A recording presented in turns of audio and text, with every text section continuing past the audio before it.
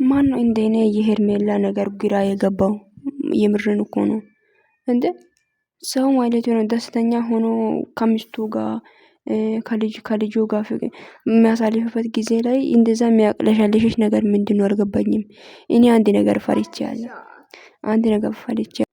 እንደዛ የሚያደርግሽ ነገር ግራ ነው ገባኝ።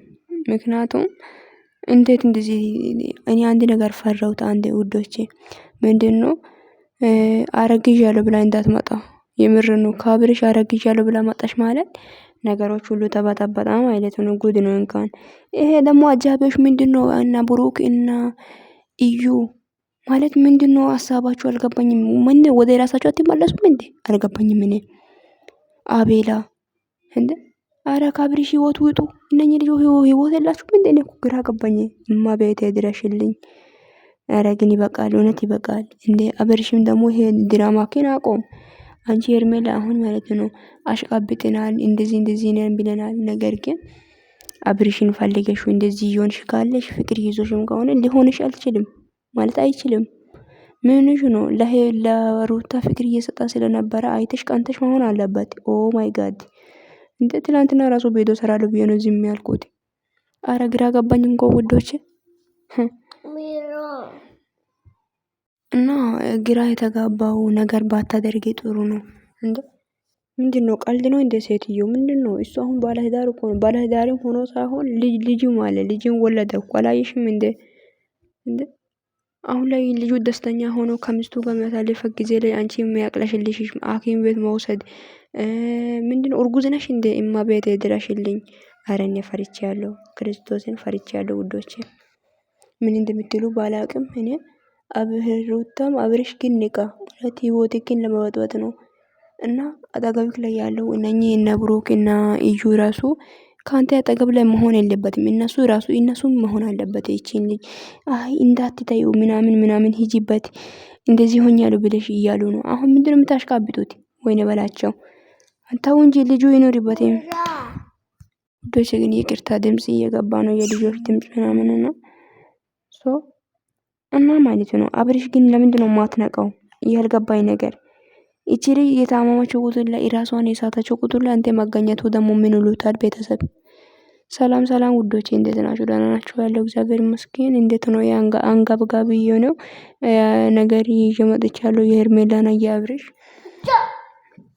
ምክንያቱም እንዴት ነው ሰው ዝም ብሎ ማቅለሽለሽ አለ እንዴ? ዝም ብሎ ማለቀስ አለ እንዴ? ዝም ብሎ ሐኪም ቤት ማሄድ አለ እንዴ? እንዴ ምንድነው? ምንሽ ነው ሄርሜላ? ታይ እንጂ እንደ ባለትዳር ባልጋ እኔ ያዙኝ አልሽ እኮ እንደ ከሱ ጋር አንጠልጥሉኝ አንገቱ ላይ እሰሩኝ አልሽ። ልክ ነሽ፣ ግን ምናልባት ፍቅር ሊሆን ይችላል። እኔ እኮ ድሮ ብዬ ነበር አንድ ቪዲዮ ላይ ቤቴን ገብታችሁ ሲሙ አብርሽ እቺ ልጅ ፍቅር ይዞኛል ብላ ነገ ቤት መጣ ምን ትሆናል ብዬ ነበር።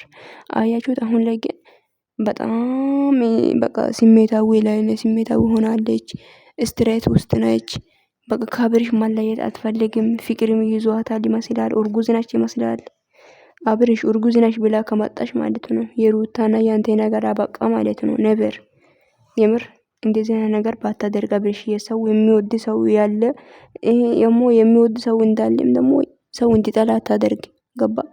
ራስህን አስከብሮ በቃ ካለቀሰች ማለቀስ መፍትሄ ነው። በቃ ተዋት እንዴ አንተ ሄደ ለትዳርክ ለልጅ ጊዜ ስጠው፣ ለሚስት ጊዜ ስጣት። አለቃ ይበቃል። ከዚህ በኋላ ማንከባከብ ምናምን አንተ ስለደበረክ ብላ ነው የመጣችው። አሁን ላይ ግን ታርቃል ከሩታ ጋር አይደል እንዴ? እና ከታረቅ በኋላ አሁን ምንድነው የምትፈልገው? በቃ ይበቃታል እንዴ። አሁን እሷ ምንድነው እንደዚህ የሚያረጋት? በፍቅር እኮ ነው የቀረበችው ሲጀመርም ከዚህ በፊት የሚምር ነው። እና በደንብ ነው የምታፈቅረ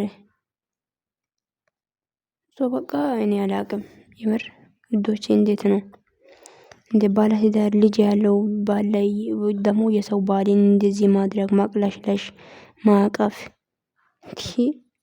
አይደብራችሁም እንደ ቤተሰብ? ሴት ሆናችሁ ደግሞ የማይሆን ነገር አታደርጉ። በቃ ከዚህ በፊት አሽቃብጥንሻል።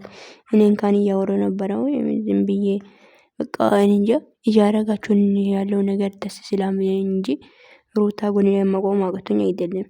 ስለዚህ እንደዚህ አይነት ተልካሻ ነገር አቆሙ። በቃኝ እንዴ ምንድነው? እነኚህ አሁን ደግሞ ይሄ አጃቢዎች ግን ደግሞ ከህይወትክ ያስወጣ እንዴ ከዚህ በኋላ እንደዚህ ነገር አታድርጉ።